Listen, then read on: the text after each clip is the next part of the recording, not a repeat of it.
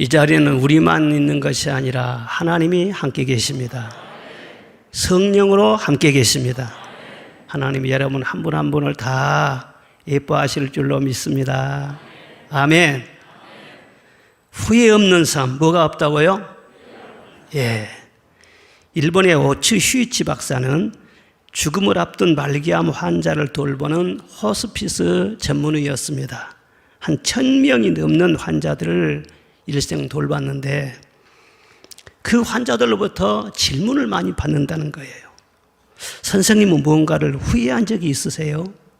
주로 그런 질문을 많이 한다고 그럽니다. 후회라고요? 사람이 뭐 후회를 하지요. 그러면 정말로요? 그러면서 천천히 고개를 끄덕이고 마음의 평강을 찾곤 한다는 것입니다. 이 말기암에 딱 이렇게 들어가면은 신체적인 고통이 아주 극한에 이르게 되잖아요. 엄청 고통스럽거든요. 그런데 그보다 더 고통스러운 건 뭐냐 하면은 마음의 고통이에요. 주로 이 마음의 고통은 돌이킬 수 없는 후회. 내가 그렇게 살았어야 할 텐데. 그런데 다시는 기회가 주어지지 않기 때문에 더 괴로워하는 거예요.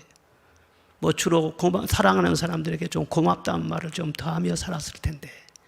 좀 친절하게 했으면 좋았을 텐데. 가족들을 좀 더 챙기고 사랑했으면 좋았을 걸. 신의 가르침을 알았더라면 참 좋았을 걸. 주로 이런 후회를 많이 한다는 것입니다. 사도 바울은 1차, 2차, 3차까지 선교 여행을 하면서 많은 교회를 세웠고 여러 지역을 순회하면서 짧게는 한 일주일, 한 3개월, 뭐 길어야 1년 이런 정도로 해서 여러 지역을 다니면서 말씀을 전했었습니다. 그런데 에베소에서는 3년이나 머물면서 목회를 한 거예요. 그 교회의 시작은 참 미약했습니다. 그런데 3년이 지난 후에는 그 지역의 거의 모든 사람들이 복음을 들었을 정도로 큰 부흥을 이루었습니다. 이렇게 교회가 잘 되고 있을 때 하나님께서 떠나라고 하십니다. 에베소를 떠나서 예루살렘으로 올라가라 말씀을 하십니다. 그래서 교회를 떠나기 전에 에베소 교회 장로들을 오게 해서 교회를 부탁하는 권면의 말씀을 하십니다. 일종의 고별 설교라고도 할 수가 있겠습니다. 오늘 말씀 보면은 그들에게 말하되 아시아에서 들어온 첫날부터 지금까지 내가 항상 여러분 가운데서 어떻게 행하였는지를 여러분도 아는 바니, 그렇게 시작을 하는데 그 말씀 중에 나는 아무 거리낌이 없다. 나는 아무 거리낌이 없다. 모든 사람의 피에 대해서 나는 깨끗하다. 그런 말씀을 해요. 나는 마땅히 할 일을 다 했고 최선을 다했으니 이제 에베소 지역에 대해서는 후회가 없다. 예수님께서도 십자가 위에서 내가 다 이루었다 그랬거든요. 나는 후회가 없다 그 말 있지 않겠어요? 이 일을 다 마친 후에 나는 후회가 없다. 인생 끝자락에 딱 갔을 때 내 일생을 돌아볼 때 나는 후회가 없다. 이렇게 말할 수 있다면 얼마나 행복하겠어요. 오늘이 11월 첫 주일인데 금년도 이제 2달밖에 안 남았습니다. 뭐 아둥바둥하니 코로나 상황 속에서 살다 보니까 벌써 여기까지 온 거예요. 이렇게 또 좀 더 살다 보면은 우리도 언젠가는 일생을 돌아보는 마지막 순간이 오게 되지 않겠어요? 그때 나는 후회가 없다. 그렇게 말할 수 있는 저와 여러분이 되시기를 주의 이름으로 축원합니다. 그렇게 살기 위해서 지금 우리는 하나님 앞에 있는 줄로 믿습니다. 우리 기독교 역사관은 돌고 도는 원형이 아닙니다. 직선입니다. 반복이 아니에요. 불교는 윤회를 말해요. 예? 그런데 기독교는 알파와 오메가인 것입니다. 시작이 있으면 끝이 있어요. 한번 지나갈 뿌린 것입니다. 무엇을 준비하는 그런 과정이 아니라 이제 지나가면은 그대로 끝나는 거예요. 그리고 결산이 있습니다. 그래서 오늘 하루하루의 이 삶이 얼마나 소중한지 몰라요. 어떻게 해서 후회 없는 삶을 살 수가 있겠습니까? 첫째는 오직 성령을 따라 살아야 한다는 거예요. 뭘 따라 살아야 해요? 성령을 따라 살아야 한다. 오늘 21절에 보니까 오직 성령이라고 말씀했습니다. 22절에도 보니까 보라 이제 나는 성령 성령에 매여 예루살렘으로 올라간다, 그렇게 말씀합니다. 바울은 성령의 사람이었어요. 무슨 일을 하든지 성령으로 시작하고 성령으로 진행하고 끝까지 성령으로 사역했어요. 성령으로 말하고 성령으로 편지를 쓰고 성령으로 힘을 얻어서 사역을 감당하고 성령의 인도하심을 따라서 모든 스케줄을 다 정하고 그렇게 성령으로 살았더니 처음보다는 나중이 더 좋고 시작보다는 끝이 더 아름다웠더라, 그렇게 고백하는 것입니다. 우리 그리스도인들은 불신자들이 알지 못하는 비밀을 가진 사람들입니다. 우리가 예수님을 나의 구주로 영접하고 하나님을 나의 아버지로 모시고 사는 그리스도인들 속에는 뭐가 있습니까? 성령이 내주하여 계시는 것입니다. 과연 내가 너희를 떠나지 아니하고 너희를 버리지 아니하리라. 한 번 우리에게 임하신 성령은 절대로 떠나가지 않으십니다. 항상 우리와 함께 하시는 줄로 믿습니다. 성령은 생명의 영이시고 능력의 영이시고 지혜의 영이시고 기쁨의 영이시고 성령이 함께 하심으로 말미암아 우리 영혼이 살아 움직이게 되는 것이고 세상을 이길 수 있는 힘을 거기서 얻게 되는 것입니다. 지금 우리가 혼자 예배드린 것이 아닙니다. 저도 성령으로 여러분에게 설교하는 것이고 여러분은 성령으로 말미암아 말씀을 지금 듣고 있는 것이고 내가 주의 큰 복을 받는 참된 비결은 주의 영이 함께함이라. 성령이 계시네, 할렐루야, 함께하시네. 누구든지 성령이 없으면 그리스도의 사람이 아니라고 해요. 여러분 안에 계신 성령님 사랑하시기를 바랍니다.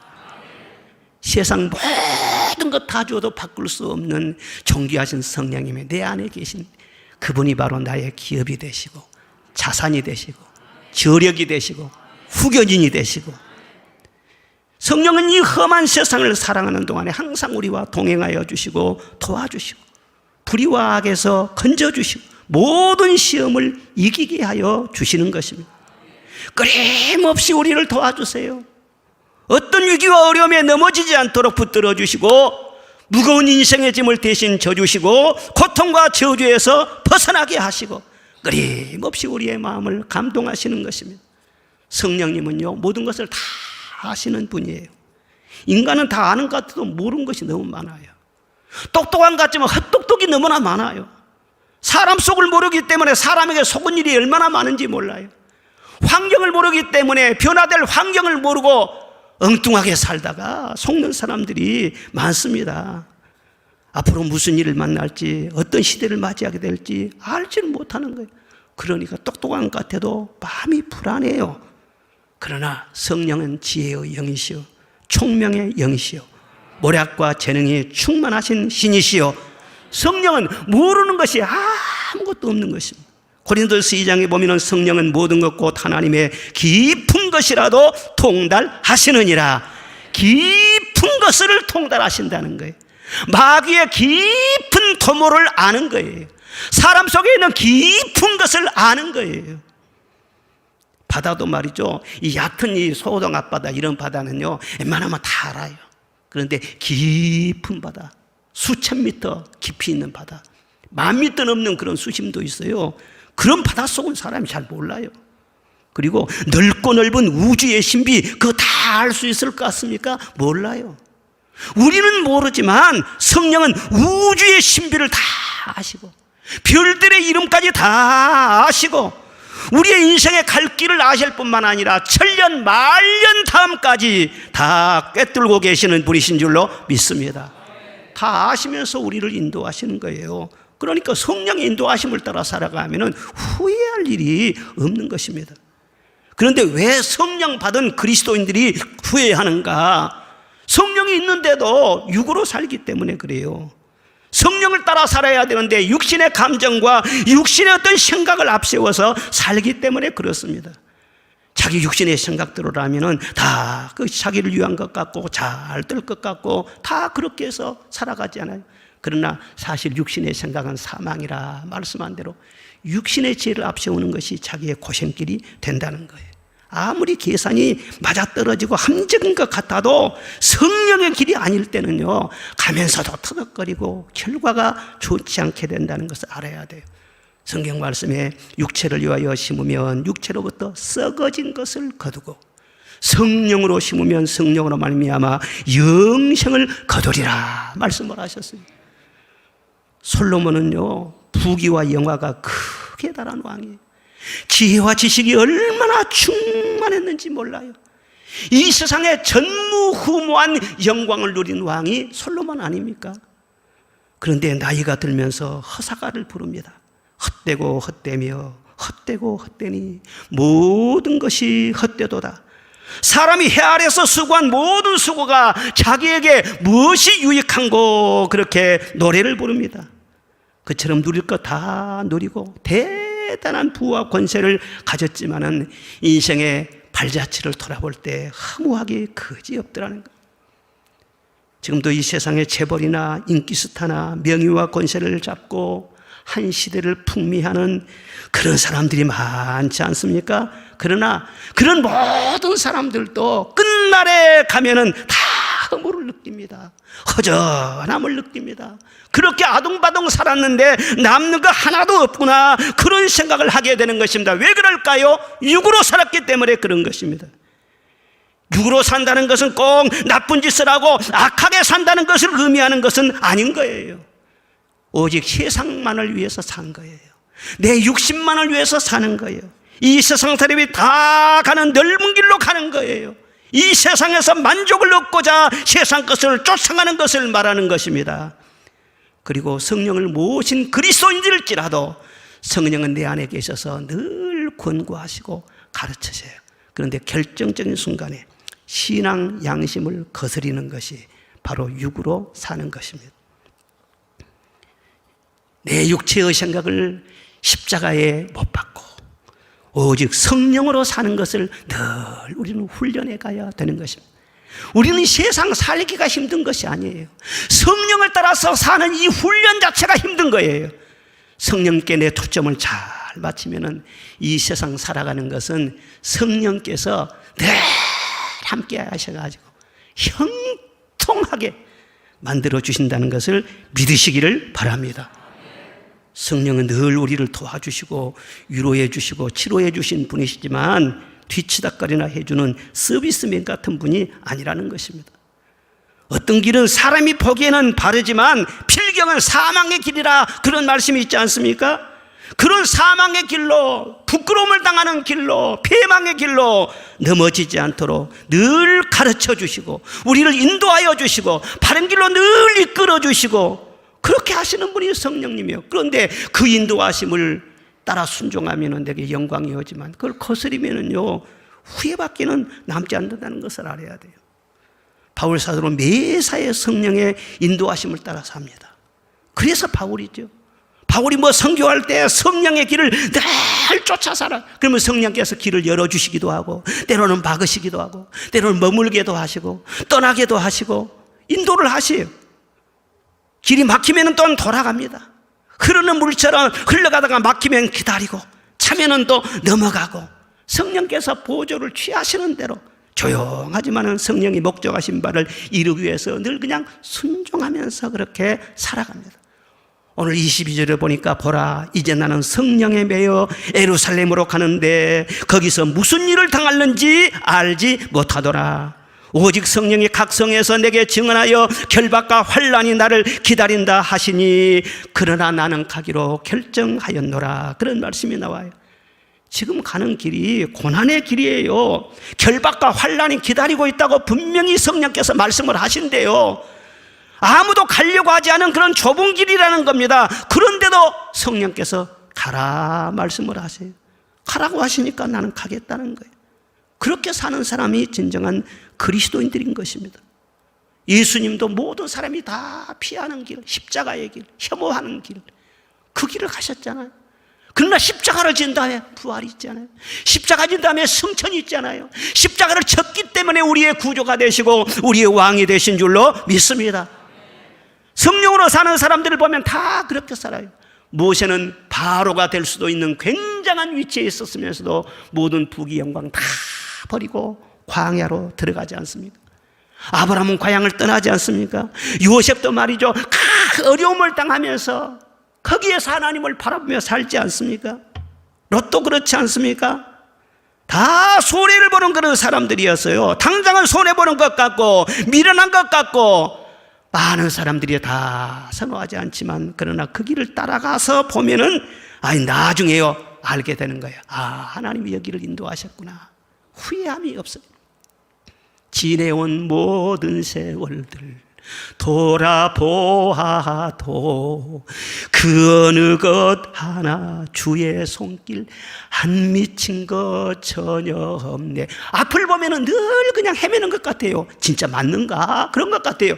근데 뒤를 돌아놓고 보면은요, 하나님이 인도하셨어요. 한 번도 나를 실망시키지 않으시는 하나님이시로구나. 여러분이 세상이 아무리 변해도 인생 살아가는 거 고민할 거 별로 없습니다. 어차피 내일 일을 알지 못하고 이 세상은 어떻게 변하는지 우리는 알 수가 없습니다. 그런데 우리 하나님은 너희를 향한 나의 생각은 재앙이 아니라 평안이요 너희 장래에 소망이 있게 하려는 생각이니라.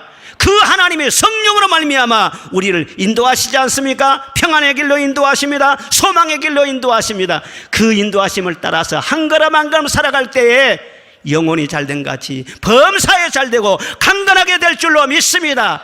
갈수록 좋을 뿐만 아니라 마지막은 더 좋을 줄로 믿습니다. 이게 바로 성령으로 사는 사람들의 삶인 것입니다. 어떻게 성령으로 살아갈 수 있습니까? 여러분, 특별한 것이 아닙니다. 성령은 보이지 않기 때문에 이런 말을 하면은요 굉장히 스트레스 받고 어떻게 살지? 여러분, 다른 게 아니에요. 예수님을 믿는 사람은 이미 내 안에 성령이 계세요. 그렇기 때문에 예배 생활을 잘해야 돼요. 예배를 떠나면 안 돼요. 예배 생활을 잘해야 돼요. 그리고요, 계명을 철저하게 지켜야 돼요. 계명을 어기면서 성령 따라 사는 건 잘못된 거예요. 그리고 힘써 기도하는 것입니다. 그렇게 살아가면은요, 내 마음대로 사는 것 같아도 그 사람은 성령 안에 거하는 거예요. 내 생각인 것 같아도 결국은 성령의 생각이에요. 어떤 일이 발생해서 그런 일을 해결하고 나면은요, 그것이 성령께서 그런 일을 만들어 가시는 거예요. 그래서 하나님께서 역사하셨구나. 하나님께서 내 길을 인도하셨구나. 그렇게 성실하게 예배 생활을 하며 주님 따라가는 사람의 삶은 신비하고 무슨 뭘 꿈을 꾸고 환상을 보고 그렇게 않더라도 자연스럽게 내 생각대로 살아서 성령 안에 거하는 거예요. 그런 사람의 삶이 빛을 보는 거예요. 그리고 성령 더욱 충만하기를 원하면은 기도 생활을 더 힘써 해야 되는 것입니다. 기도 외에는 이런 이유가 없다고 분명히 말씀하지 않습니까? 기도할 때 성령께서 내 기도를 다 들어주시고 나를 도와주시고, 내가 연약할지라도 기도하면 힘을 주시고 강하게 하시고, 기도 시간에 성령님과 늘 교제하기 때문에 아주 성령님은 기뻐하십니다. 기도 시간에 복을 주시네. 고난 내 마음 속에 기쁨 충만하네. 여러분, 어려움을 당할 때 염려하지 말고, 사람 의지하지 말고, 머리 굴리지 말고 기도하시기를 바랍니다. 좋으신 하나님을 놔두고 어디로 갑니까? 환난을 당하고 있습니까? 위기에 처해 있습니까? 어떤 자녀의 문제가 있습니까? 건강의 문제입니까? 결혼의 문제입니까? 앞날의 문제입니까? 무슨 문제가 되든 간에 내가 아는 하나님은 그 자녀들의 간구, 그 자녀들의 형편과 처지를 절대로 외면하지 않습니다. 주여 도와주시옵소서. 그러면 안 도와주신 것 같아요. 그런데 나중에 보면은 다 하나님이 도와주세요. 이렇게 어려움을 당할 때 꼭 애비도 없는 고아처럼 영적인 고아가 돼가지고 혼자 살려고 바둥거리지 말고 하나님 아버지 앞에 나오면 얼마나 좋아요. 주님, 저는 그렇더라고. 기도해서 지금까지 응답 안 받아본 것이 하나도 없어요. 제가 지금 더 큰 응답을 못 받은 것은 기도가 부족해서 그런 거예요. 하나님은 절대로 우리를 속이지도 않고 실망을 시키지도 않습니다. 세상에서는 투자 잘못해가지고요, 돈 날리고 재산 날리는 사람 많아요. 그러나 기도에 시간 투자하고 기도에 정성 투자해서 망한 사람은 한 사람도 없어요. 어려울 때 기도할 뿐만 아니라 여러분 잘 나갈 때도 늘 기도하시기를 바랍니다. 어렵고 실패한 사람은요 더 이상 내려갈 바닥도 없어요. 빼앗길 것도 없고 망할 것도 없고 손해볼 것도 더 없어요. 그러나 지금 잘 나가는 사람은요 가진 것이 많아요. 그걸 조심하라는 말이 이럴까 봐서. 여러분 한순간에 말이죠 사탄은 역사하는 겁니다. 어떤 큰 권력이나 재벌도 말이죠 한순간에 무너지지 않습니까? 마귀는 늘 틈을 본다는 것도 알아야 돼요. 그런데 우리가 늘 깨어서 기도하면은 하나님이 우리를 지켜주시는 것입니다. 마귀의 술수를 미리 알게 하셔서 속지 않게 하여 주시고 마귀를 대적하게 하여 주시고, 그래서 깨어있는 사람에게는 원수마귀가 한 길로 왔다가 7길로 도망치는 것입니다. 내 연약한 힘으로 할 수 없는 것도 능하게 하여 주시는 것입니다. 이 에베소 교회가 처음에는요 12명 정도밖에 안 됐습니다. 그래서 바울 사도가 딱 부임해가지고 하도 심란하잖아요. 물으세요. 너희가 믿을 때 성령을 받았느냐? 그러니까 아니 우리는 성령 있는 거 들어보지도 못했습니다. 그렇게 나와요. 성령 없는 교회, 성령의 불이 꺼진 교회 희망이 있습니까? 십자가만 붙인다고 해서 살아있는 교회가 아니에요. 성령이 역사해야 될 줄로 믿습니다. 그래서 바울 사도가 주 예수를 믿고 세례를 받으라 복음을 전하고 안수 기도를 해줬어요. 그랬더니 다 성령 받아가지고 방언도 하고 애언도 했더라 그랬어요. 그래서 은사가 임하니까 교회가 힘을 얻습니다. 모이는 힘이 생깁니다. 기도할 힘이 생깁니다. 사랑의 힘이 생깁니다. 전도할 힘도 생깁니다. 그래서 계속해서 부흥이 되는 거예요. 교회가 힘이 있으면 부흥이 되는 것입니다. 힘이 있으면 세상을 이길 수도 있는 것입니다. 코로나가 문제가 아니고 세상의 핍박이 문제가 아니고 교회 안에 성령의 능력이 있으면 이기고 또 이기게 될 줄로 믿습니다. 모든 것을 이기게 될 줄로 믿습니다. 성령이에요. 에베소 교회가 안수기도를 하니까 은사가 임해가지고 다 날라날라날라날라 방언하는. 요즘 방언은요 조금 그냥 수준이 낮게 보이는, 그냥 아주 그냥 저급하게 보이는 그런 경향이 있어요. 그런데 하나님께서 필요 없는 거, 하나님께서 수준이 나고 하찮은 것을 주셨겠어요? 하나님이 생각할 때 꼭 필요하기 때문에 방언을 주신 거예요. 저는 우리 교회 온 성도들이 방언 말하기를 원합니다. 방언의 유익이 무엇이냐면 방언 자체로 성령과 늘 교제하지만요, 방언하면은 은사의 문이 열립니다. 은혜의 세계가 열리는 것입니다. 우리 인간은 생각보다 교만해요. 그래서 내 이성으로, 내 감정으로, 내 의지로 딱 굳어 있습니다. 공부를 많이 하고 세상 경험이 많을수록 자기 세계가 딱 붙여 있어요. 프레임이 딱, 틀이 딱 짜져 있어요. 성령께서 웬만히 감동해서는요 감동을 받지 못합니다. 그런데요 방언 은사가 임하잖아요. 그럼 자기 폼이 무너져 버려요. 막 그러면서 폼이 무너져요. 그 다음부터 은사의 세계가 열리고 영의 세계가 열리잖아요. 그럼 믿음의 은사가 임하고 지혜의 은사가 임하고 지식의 은사가 임하고 분별의 은사가 임하고 능력이 임하고 신유의 은사가 임하고 그 다음에 은사가 계속 쏟아지는 거예요. 영의 세계가 열리는 거, 이것은 성령 아니면 안 되는 거예요. 이 세상에 지금 왜 어디에 걸려 있습니까? 너무 지식이 많고 너무 가진 것이 많아가지고 교만한 것이 지금 세상의 문제입니다.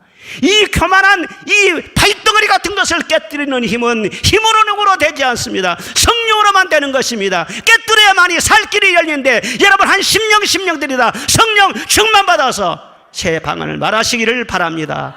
귀신을 쫓아내시기를 바랍니다. 애언을 말하시기를 바랍니다. 새로운 세계를 보시기를 바랍니다. 술 취하지 말라, 이는 방탕한 것이니 오직 성령의 충만함을 받으라 말씀을 하셨어요.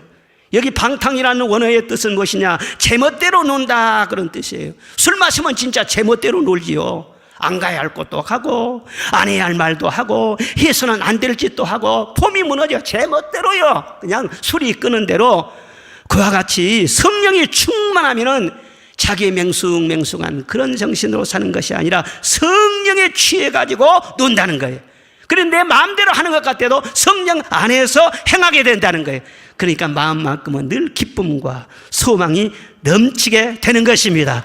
그 기도에 위력이 따르게 되는 것입니다. 범사에 형통하게 될 줄로 믿습니다. 그렇게 날마다 살아가 보세요. 무슨 후회가 있는지. 둘째로는 사랑의 삶을 살았어요. 무슨 삶을요? 36절에 보니까 주는 것이 받는 것보다 복이 있다 그렇게 말씀하십니다. 왜 줍니까? 사랑하기 때문에 주는 것입니다.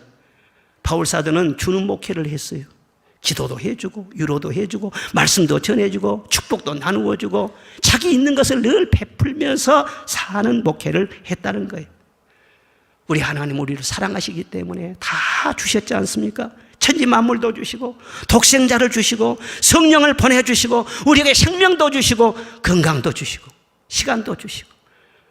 저는 순간순간 그래요. 내게 시력을 주신 하나님 정말 감사합니다.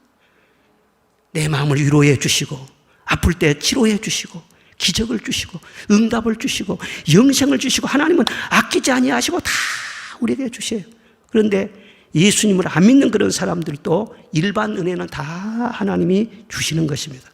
자기 스스로 힘으로 태어나서 스스로의 힘으로 먹고 살고 여기까지 온 사람은 아무도 없어요. 하나님이 끊임없이 은혜와 복을 부어주신 것입니다. 그런데 하나님을 모르다 보니까 은혜를 몰라요. 감사가 없어요. 그래서 거기에 만족할 줄 모르고 더 많은 것이 있어야만이 만족할 줄을 알고 탐욕을 계속 부립니다. 그러다가 불행의 끝자락에 이르게 되는 것입니다. 그러나 믿음의 사람들은 내게 있는 모든 것이 다 주께로부터 온 것을 알지요. 은혜를 알면서 감사하지요. 이 은혜를 어떻게 보답할까? 하나님을 어떻게 사랑할까? 이 은혜를 사랑하는 이웃들에게 어떻게 나누어 줄까? 그렇게 베풀면서 사는 사랑의 사람으로 거듭나는 것입니다. 사람의 열매를 보면은 그 나무를 아는 것처럼 성도들의 영성을 딱 보려면은요, 다른 것 받고 몰라요. 은사 받은 것 받고는 모른다는 거예요. 열매를 보면 안다는 거예요. 얼마나 하나님을 사랑하는지, 얼마나 내 이웃을 사랑하는지, 그것 보면은 다 알 수 있다고 했어요. 우리 성도들은 신앙생활할 때 균형 잡힌 신앙생활을 해야 됩니다. 예? 꼭 우리가 어린 애들이 자라난 것과 똑같아요. 어린 애들이 자랄 때 말이죠, 스스로 힘으로 못 자라요. 부모님이 다 주시고 젖을 먹여서 길러주시고 진자리 마른 자리 다 갈아서 그렇게 뉘어주시고 부모님 손길이 안 가는 곳이 어디가 있어요. 다 부모님이 돌봐주신 것이죠. 그래서 점점 자라고 공부하고 장성해가지고 이제 결혼도 하고 그렇지 않습니까? 좋은 직장도 다니고 돈도 벌고 그렇잖아요. 어렸을 때는 부모님으로부터 늘 사랑도 받고 도움을 받았지만요, 이제는 복을 많이 받고 장성하면은요, 부모님의 은혜를 깨닫고 용돈도 드리고 선물도 드리고 부모님께 좋은 것을 늘 드리면은요, 자기도 복을 받고 부모님이 얼마나 기뻐하세요. 그런데 나이가 많이 들어가지고도요, 맨 부모님 앞에 받으려고만 하면요, 그건 문제가 있는 것이죠. 그렇잖아요. 제가 언제 빵집을 제가 갔습니다. 그래서 빵집에서 봉지 2봉지에다가 이렇게 빵을 사서 이렇게 쭉 담았는데, 한참 이렇게 담다 보니까 사장님 나왔고는 저보다 사장님이라고 하더라고. 사장님, 무슨 빵 2봉지나 사세요? 그래서 하나는 우리 먹고 하나는 우리 며느리 주려고 그래요. 그러니까는요, 아이고, 며느리를 사랑하시네요. 아, 그럼 사랑해야 되죠. 저도 며느리가 있는데요, 내가 잘해줬거든요. 아주 주라간 대로 다 줬어요. 카드도 줘요. 다 줬어요. 아, 그런데 집문서까지 달라고 해서 집문서도 줬다니까요. 근데 사장님, 절대로 집문서는 줄 일 아닙니다. 집문서까지 딱 받은 다음에는 이 며느리가요, 변질되더라는 거예요. 잘 오지도 않고. 예? 그러니까 뭔가 받아보려고 말이야, 할렁할렁 그렇게 하다가 받을 거 다 받아보니까 그렇게 됐나? 에이, 그래서는요, 우리 며느리는 그런 며느리 아니에요. 그러면서 예수 믿으라고 하니까 전도를 하고 나왔었죠. 여러분, 그렇습니다. 영적인 원리도요, 우리가 은혜를 우선 받아야 돼요. 성도가 교회에 나와서 은혜를 받지 못하면 하나님의 근심거리입니다. 말씀이 들리지 않으면 근심거리입니다. 찬송을 불러도 마음에 감동이 없고 회개가 터지지 않고 그러면 성령이 답답해 하신다니까요. 은혜를 일단 받아야 돼요. 은혜를 많이 받고 받으면은요, 내 마음속에 감사가 충만하게 되고, 내 주신 은혜를 무엇으로 보답할까? 그래서 하나님을 사랑하고 늘 형제를 사랑하고 살다 보면은요, 하나님이 은혜 위에 은혜를 더하여 주시는 줄로 믿습니다. 그래서 은혜가 자꾸 순환이 되는 것입니다. 샘물을 퍼내면은 자꾸 샘물이 고이는 것처럼 주면은요, 다시 하나님이 채워주시는 거예요. 주라. 그리하면 너희에게 주리니 곧 후이되어 누르고 흔들어 넘치도록 하여 너희에게 안겨주리라. 주는 자가 받는 자보다 더 복이 있다는 것입니다. 예수 믿는 사람 중에서 제일로 좋지 않은 병이 인색병이에요.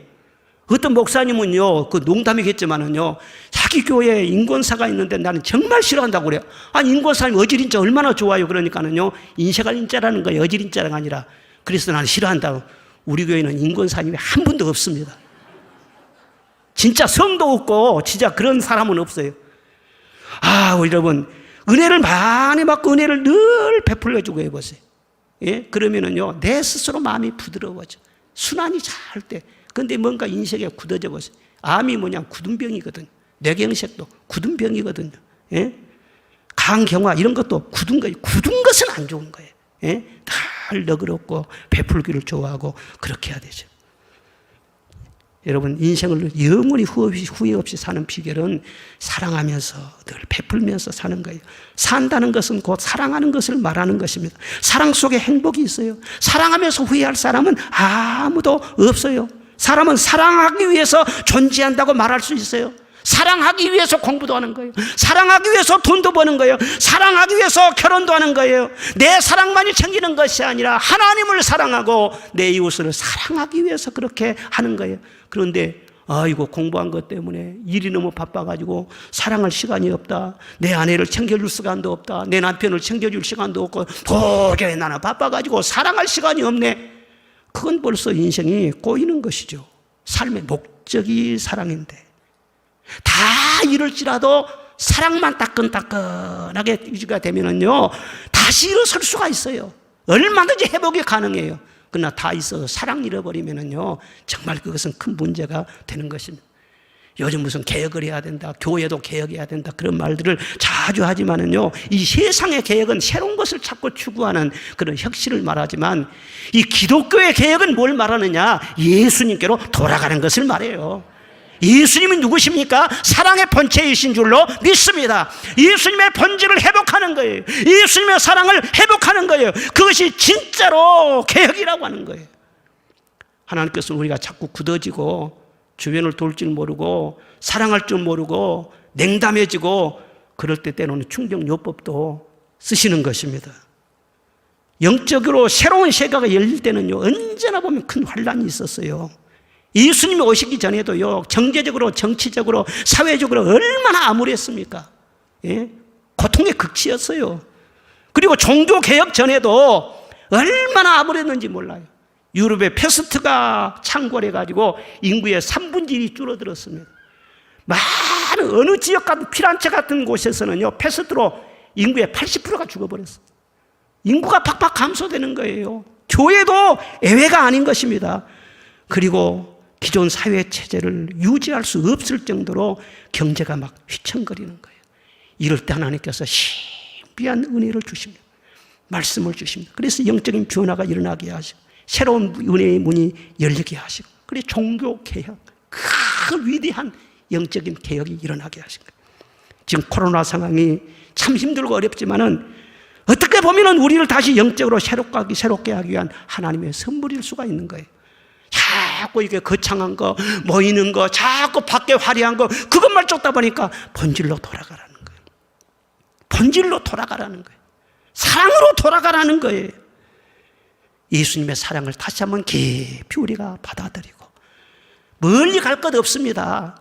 이렇게 힘들 때 가장 가까운 가족들에게 친절을 베풀고 늘 사랑을 베풀고 늘 귀하게 여기시기를 바랍니다. 그리고 내 이웃에게 늘 복음을 전하고, 작은 것이에요. 큰 건 말하는 것이 아니에요. 그럴 때 복음 전할 수 있는 기회가 될 수도 있는 거예요. 어떤 교회 집사님 한 분이 계셨는데 수년 전에 몸이 이상해서 진찰을 받으니까 간암이라는 거예요. 2개월밖에 못 산대요. 그래서 청천벽력이죠. 그래서 믿음은 있어가지고는요, 야, 그래도 2달간 더 살 수 있는 기회를 주셔서 감사하다. 내가 이 하나님이 허락하신 이 2달 동안 어떻게 내가 살지? 늘 기도를 했어요. 그런데 내가 이렇게 살면 좋겠다. 그냥 사랑이 제일이니까 내가 사랑 베푸는 거, 여기에 내 마음을 좀 쓰면서 살면 좋겠다. 그래서 그래도 물질은 좀 이분이 있는 분이에요. 그래서는 그 물질을 가지고 섭섭하게 생각했던 사람 찾아가서 선물도 드리고 과거를 다 풀고, 또 어려움에 처해 있는데 늘 못 본 채 하고 지나가고 그랬는데 늘 마음에 걸리는 거예요.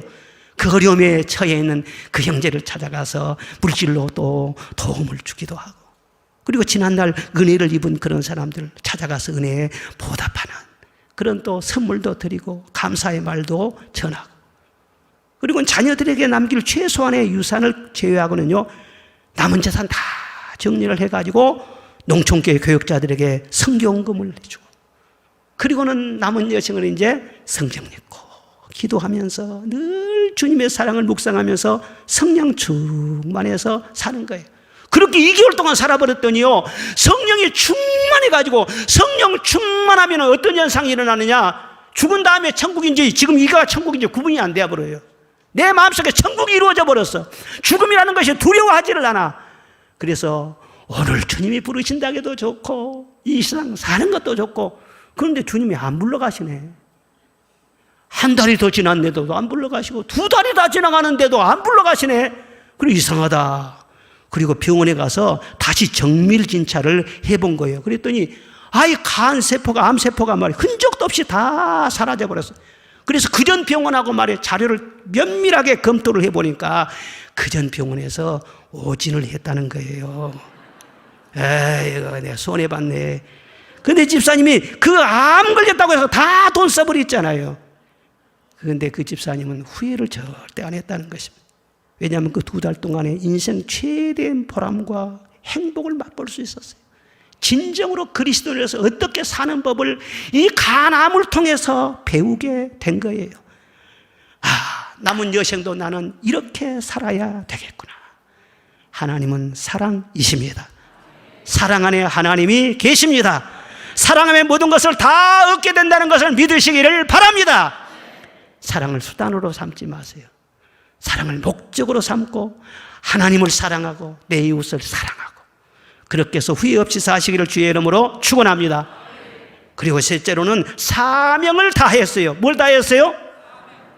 나의 달려갈 길과 주 예수께 받은 사명, 곧 하나님의 은혜의 복음을 증언하는 일을 마치려 하면은 나의 생명을 조금도 귀한 것으로 여기지 아니하였노라. 사명을 마치려 하면은 생명을 귀한 것으로 여기지 않는다. 이 사명에 목숨 거는 사람이 바울사도거든요. 인간은 사명의 존재예요. 사명 없이 태어난 사람은 아무도 없어요. 그런데 어떤 사람들은 이 사명을 발견도 못해. 생일이 없는 것처럼 사명을 알아야 그 진짜 생일이거든. 그런데 발견도 못해. 얼마나 답답하고 방황하는 인생이겠어요. 사명을 모르니까 세상 지식과 경험이 많고 세상 물정 잘 알아도 자기의 길을 몰라요. 자기의 존재 가치를 모르는 거예요. 이 사명과 상관없이 살면서 나이가 점점 들어가면요, 그렇죠, 불안해져. 끝날이 가까우면요 더 두려움이 커지는 거예요. 그런데 바울사도는요 사명을 딱 붙잡고 줄기차게 달렸잖아요.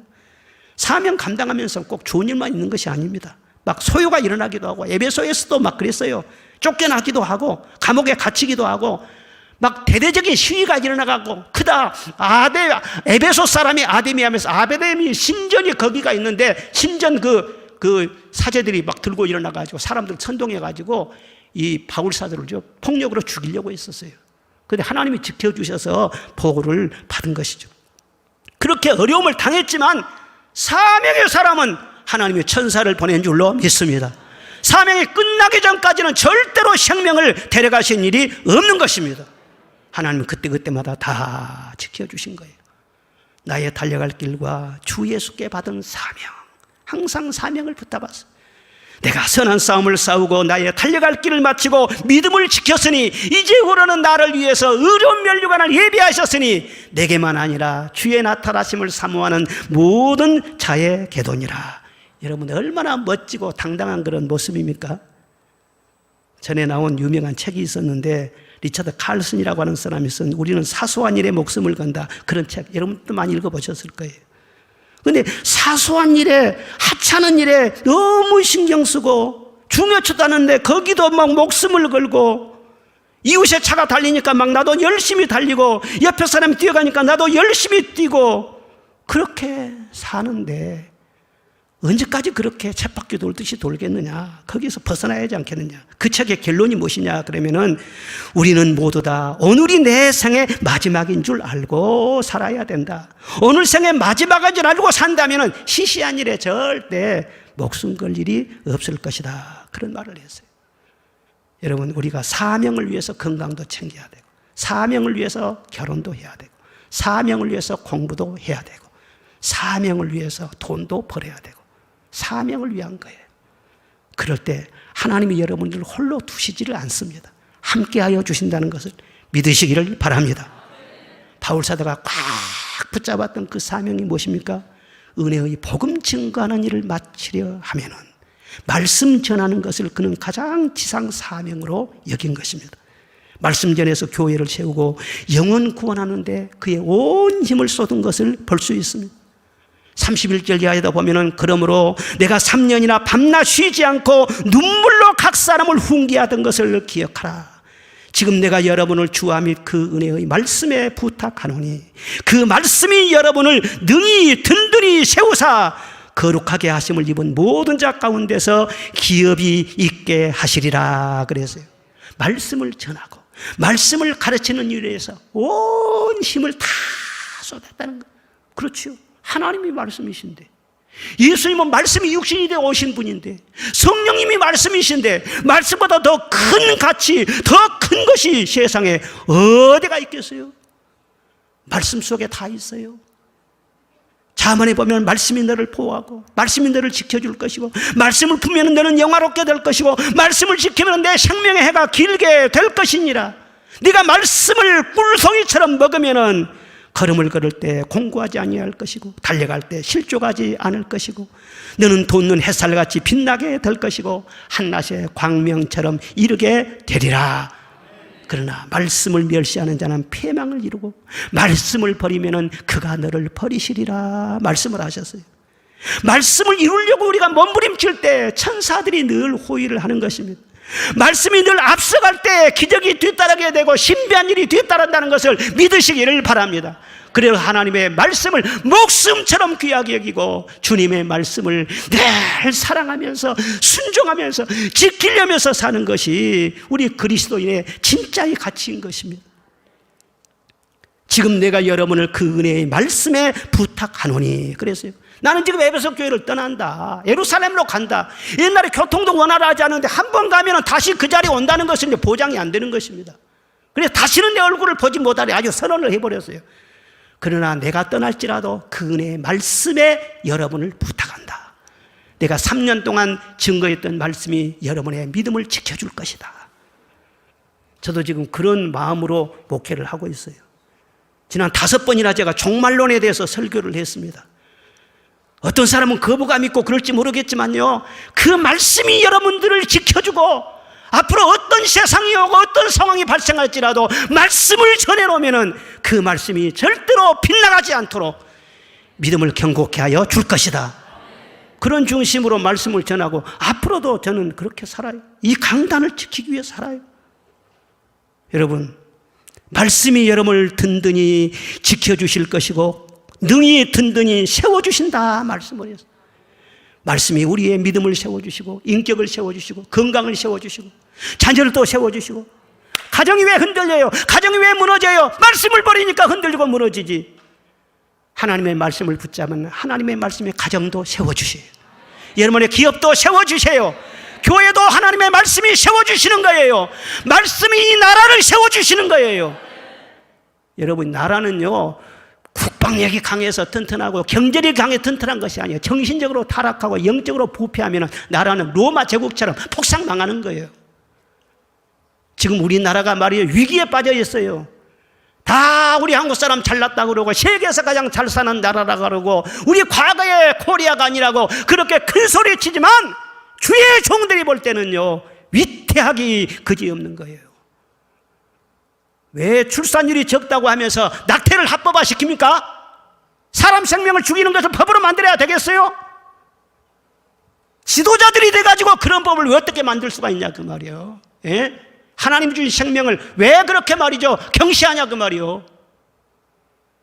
출산율 높이기 위해서 아동바동하면서 정책을 만 가지를 세워도 낙태만 하지 않아도요 출산물은 하루아침에 다 채워지는 거예요. 그런데 왜 그런 법을 만듭니까? 잘못됐어요. 교회에서 그 말하지 않으면 누가 그런 말을 해요?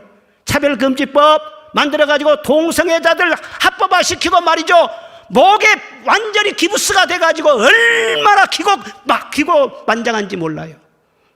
이번에도 말이죠 CTS에서 동성애 차별금지법 반대했어요. 극동방송에서 반대했어요. 인권위원회 방송위원회에서 말이죠 징계를 먹었어요. 뭐 징계냐? 차별금지법에 대해서 좋지 않게 말했다는 거예요. 성소수자에서 좋지 않게 말했다는 거예요. 헌법에 성소수자 없습니다. 우리나라 헌법이 없어요. 그런데 자기들이 신조어로 만들어내가지고 자기들이 법도 없는 것을 가지고 정해가지고 그렇게 반대하는 사람들을 계속해서 공격합니다. 누가 막아요? 교회에서 막아야죠. 교회에서 막아야죠. 교회는요 아무데나 목숨 걸어서는 안 돼요. 이 동성애에 관한 문제, 차별금지 문제는 창조의 하나님의 질서, 예수 그리스도의 구속의 질서, 성령의 불, 이것을 다 소멸시켜버리는 악법 중의 악법이고 이단 중에 최고의 이단이에요. 이것이 만약 통과되면 한국교회는요 완전히 무너져 버려요. 나라도 완전히 무너지는 거예요. 그래서 하나님의 말씀으로 이 나라를 지켜야 돼요. 말씀을 가진 주의 종들이 지켜야 되고 한국교회가 지켜야 될 줄로 믿습니다. 할렐루야. 말씀이 든든히 세울 것이고 말씀이 기업이 되게 하시리라. 기업 잘 이렇게 해보세요. 기업 하나 잘 만들어서 알짜배기 기업으로 만들어 놓으면 거기서 명예를 얻고 물질도 얻고 좋은 것을 많이 생산해내는 거예요. 그런데 하나님의 말씀이 우리의 기업이 되어 주신다는 거예요. 그래서 필요한 모든 것을 잘 채워주시고 모든 것을 충족하게 하세요. 저는 그 말씀을요 역력하게 믿습니다. 저는 처음에 예수님을 믿고 말이죠 환상을 보거나 은사를 받거나 전혀 그런 것이 없었습니다. 성경 말씀을 제일 먼저 만났어요. 뭘 알지도 모르면서 성경 말씀을 가지고 다니고 줄을 치고 다니고 모르면 그래도 난 하나님 말씀이라고 믿기 때문에 그리고는 도처서 얘가 유명했어요. 이 사람 만나면 물어보고 이 사람 만나면 물어보고 이 성경이 무슨 뜻이냐고 막 물어보고 다니고 그랬다니까요. 그렇게 말씀을 붙잡고 수십 년 동안 머무림을 치며 살았더니요 그 말씀이 나를 세워주셨잖아요. 아멘. 이번에 제가 우리 고향에 다녀왔습니다. 우리 장로님들하고 같이 고향에를 다녀왔어요. 그런데 장로님들은 우리 동네를 어떻게 보셨는지 모르겠지만요 우리 신안군 도처면 한달리 얼마나 대단한 동네인지 몰라. 거기 부자들이 엄청 많아요. 예? 일찍 일본에 가서 돈 많이 벌어 갖고 와서요 막 그냥 돈 자랑한 사람들도 있었고요. 그리고 막 국가적인 그런 수제들이 나타. 주판 대회를 해가지고 전국에서 1등 난 사람이 우리 동네 영원히. 그 사람이 농협에서 최고 높은 사람 됐더라고. 우리 선배인데 지금 은퇴했죠. 그리고 6.25 전쟁의 영웅이 우리 동네 사람 박정도 씨. 9.28 서울 수복대 말이죠. 제일 먼저 해군 장교였는데 이 중앙청에 올라가서 꼭대기에다 태극기 꽂은 사람이 박정록 씨, 우리 동네 사람. 어렸을 때 박정록 씨가 한 번 말이죠. 고향을 방문하면은 국회의원들이 따라오고 말이요. 고관들이 따라오고 무슨 유명한 사람이냐. 그러면서 부모들이 말이죠. 늘 부러워했어요. 너도 훌륭한 사람 되라. 너도 저렇게 훌륭한 사람 되라. 그래서 늘 저는 부러운 곳이 많았어요. 고향에서. 늘 쳐다보면서 돈 많은 사람, 잘난 사람, 서울 다닌 사람, 일본 다닌 사람 늘 부러워하며 살았어요. 그런데 지금은 뭐라고 한 줄 아십니까? 그 사람들 고향 가보니까 아무도 안 보이네. 아무도 안 보여요. 지금은 고만호 목사가 도처면 한발리에서 제일로 복을 많이 받았대요. 그들이 다 말을 하는 거예요. 그리고 내가 고향에 나타나니까 사람들이 말이죠 깜짝 놀라는 거예요. 막 찾아오기도 하고. 얼마나 참 놀라운 일 아니에요. 왜? 저는 아무것도 없을 때 오로지 말씀만 붙잡았어요. 떨어진 옷을 입고 다니면서도 말씀만 붙잡았어요. 그 말씀을 붙잡았더니 그 말씀이 나를 능히 든든히 세워주셨어요. 나의 기업이 되게 하여 주셨어요. 아유, 이번에 가서는 고향 사람 몇 사람 만났는데, 아이가 왜 목사님이 어렸을 때부터 유명했다는, 어디를 가든지 가는 데마다 설교를 했다는, 우리 모교에서도 20살 때부터니까 설교를 했다니까. 6개월 동안. 그러니까 나는 잘난 체를 잘해요. 무슨 설교할 때 그때 뭐 살 말이 있어서 그래도 그냥 말씀 전하. 하나님 말씀으로 사랑했더니 하나님께서 나를 사랑할 수밖에 없죠. 제가 이번에 가서는 참 마음에 여러 가지 참 만감이 교차했습니다. 우리 고향은 이미 보니까는요, 파라다이스 낙원이 다 돼버렸어요.